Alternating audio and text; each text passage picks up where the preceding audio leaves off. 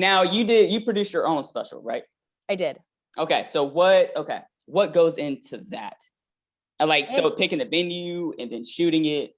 So everything I do, I think a lot of young comics, and I think just a lot of people in general, they see where they want to go, and they think it's just like, okay, either someone's going to do it for me or I'll just do it. And I've always baby stepped my way. And dude, today is 19 years of me doing stand up. Like I always say, no, people might be impressed with what I've done, but nobody wants to take my path. It was long, it was slow, I was invisible, it was hard, I cried a lot.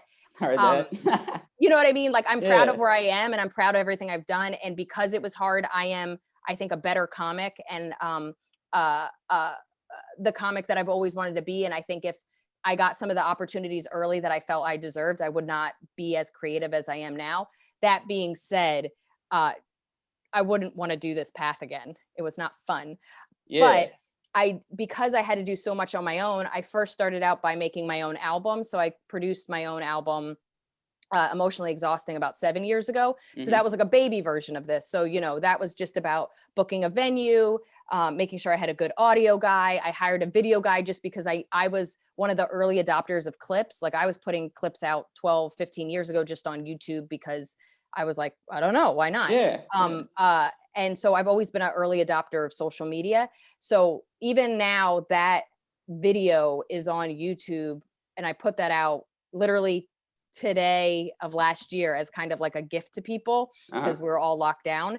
And even though it's been out for 7 years, I think it has like I just released it a year ago, and I think it has 1.4 million views. Keep in mind, I released it 7 years ago. I had a viral video. People saw it, whatever. It definitely helped my career, but more people have seen this hour in the last year than they ever did when I first put it out. And that's what I think good stand-up is it's not this limited shelf life. Like people really seem to enjoy it, even though there's a couple, my Tinder joke is old and doesn't really stand on its own anymore, but my comedy and my essence kind of stays around. So I first did my own album 7 years ago. Then I put together a bunch of European tours and stuff like that on my own. Then I did an Edinburgh Fringe Festival show, which is where you perform your hour in Edinburgh. So I produced my own, think about like almost like an off-Broadway show, but in Scotland. And that ended up being my second hour and my second album. And then I auditioned for the HBO special, didn't get it, a couple tossed around to other people, but before that, I was like, okay, I know the next thing needs to be video. Video is more important. YouTube is starting, especially with, Andrew Schultz and a couple other people, you're starting to see that more people don't care if it's on Netflix. Netflix is getting saturated. And so then I did it on my own. And so it was just a more expensive and much scarier version of producing my own album and producing my own tour. So it was about picking the right venue, but like I had seen other people self-produce, and they went to places that didn't have like TV lights, and it looked shitty. So I made sure it was a venue that people have already done. They already had TV lights and TV stuff that looks good on camera, so that it was already kind of built in. It was fucking expensive, and it hurt my soul to write checks, but I had taken all the royalty money I had made from the first two albums, saved it so that I could pay for this thing that was about 5 times more than how much it cost to make an album.